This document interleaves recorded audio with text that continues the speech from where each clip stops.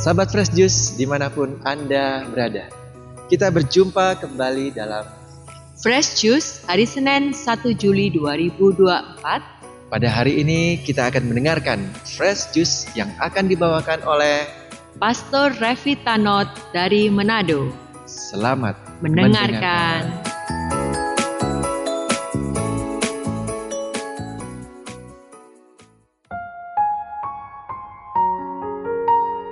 Shalom, salam sejahtera sahabat Fresh Juice yang terkasih. Bahagianya kita berjumpa lagi pada awal bulan Juli tahun 2024 ini, awal dari semester yang kedua.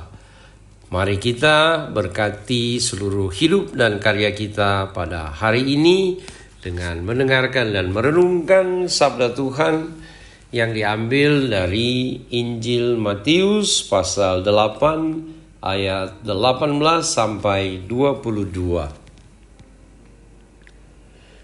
Ketika Yesus melihat orang banyak mengelilinginya, ia menyuruh bertolak ke seberang. Lalu datanglah seorang ahli Taurat dan berkata kepadanya, "Guru, aku akan mengikut engkau kemana saja engkau pergi." Yesus berkata kepadanya, "Serigala mempunyai liang dan burung mempunyai sarang, tetapi anak manusia tidak mempunyai tempat untuk meletakkan kepalanya." Seorang lain, yaitu salah seorang muridnya, berkata kepadanya, "Tuhan, izinkanlah aku pergi dahulu menguburkan ayahku."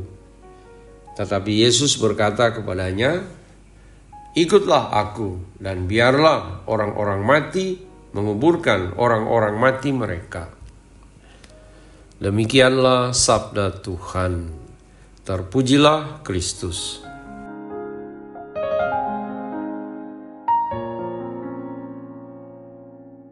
Sahabat Fresh Juice yang terkasih, tadi dalam Injil yang kita dengarkan, ketika ada seorang dari muridnya yang berkata, "Aku ingin mengikutimu, tetapi izinkan saya untuk menguburkan ayahku dulu." Lalu Yesus menjawab, "Biarlah orang mati menguburkan orang mati." Nah, bagaimana kita mengerti ini? Orang mati menguburkan orang mati. Ya, bagaimana mungkin itu bisa terjadi?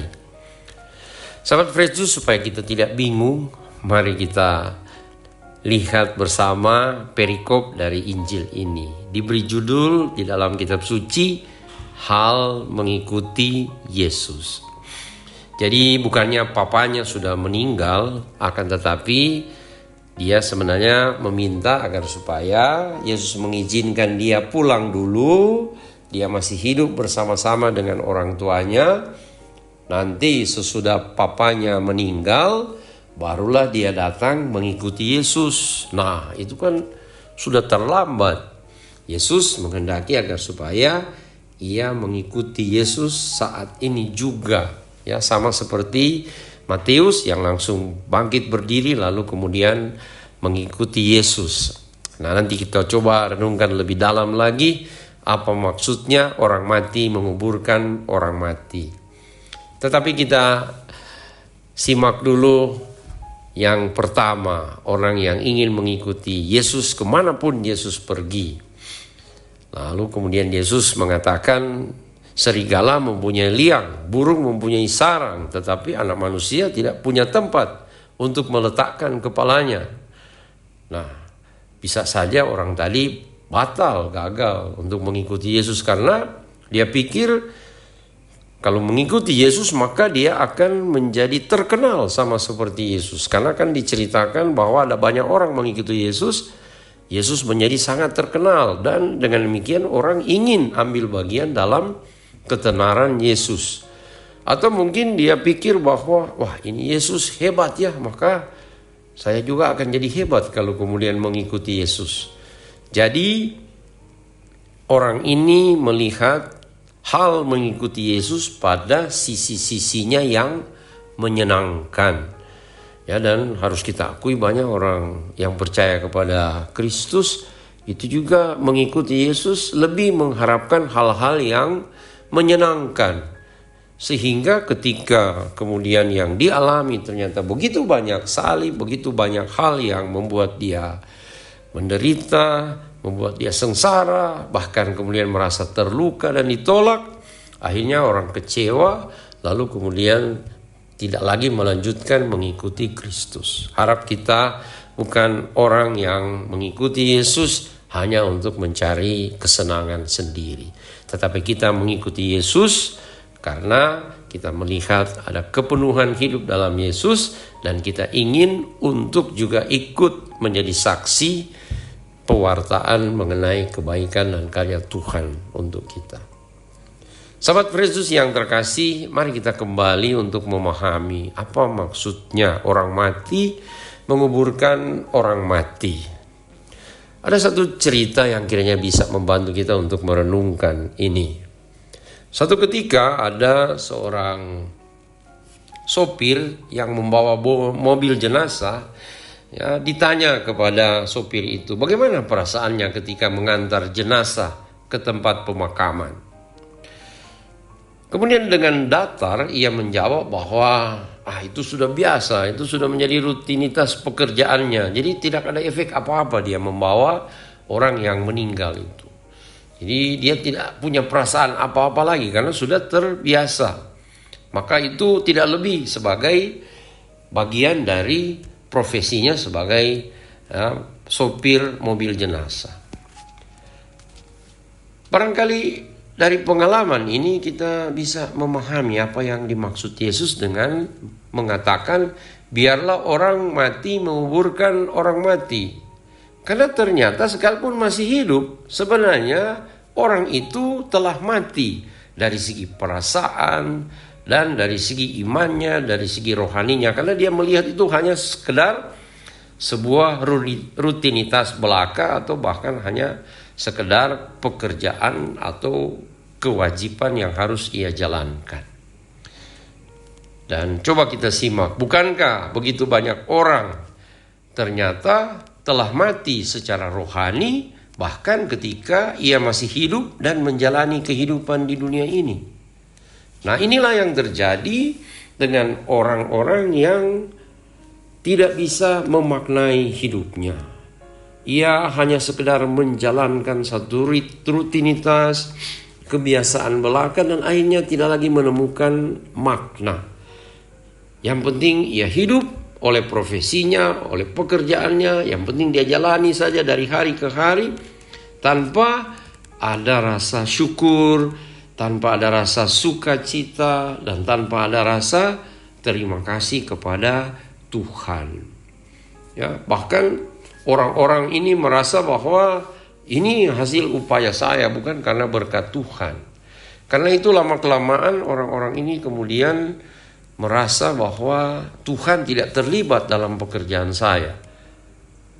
Maka jangan heran sahabat Yesus yang terkasih, semakin banyak orang tidak lagi pergi ke gereja karena tidak mampu lagi untuk bersyukur, tidak mampu lagi untuk merasakan dan menikmati sukacita dalam hidupnya karena hanya dijalani begitu saja, biasa saja sebagai rutinitas harian. Maka jangan heran banyak gereja yang mulai kosong karena tempat Tuhan semakin hilang di dalam hati manusia. Begitu juga ketika kita melihat saat ini sudah begitu banyak orang yang merasa frustrasi dengan hidupnya, bahkan merasa hampa hidupnya. Tapi sebenarnya kalau kita lihat ini orang-orang yang luar biasa berhasil karena mereka telah memperoleh semua yang mereka inginkan. Akan tetapi mereka tetap merasa hampa hidupnya, kosong, tidak berarti. Sahabat Yesus, semoga kita bukan termasuk kategori orang yang sudah mati secara rohani, ya. Kita mati perasaan dan tidak lagi bisa mengalami sukacita dalam hidup kita. Nah, kalau kita mengalami seperti itu, maka kita akan menjadi orang mati yang nantinya menguburkan orang mati yang lain. Kita percaya bahwa Yesus datang membawa kehidupan untuk kita. Bahkan ketika kematian datang menjemput, Yesus menunjukkan bahwa kematian itu bukan akhir tetapi awal dari kehidupan yang baru.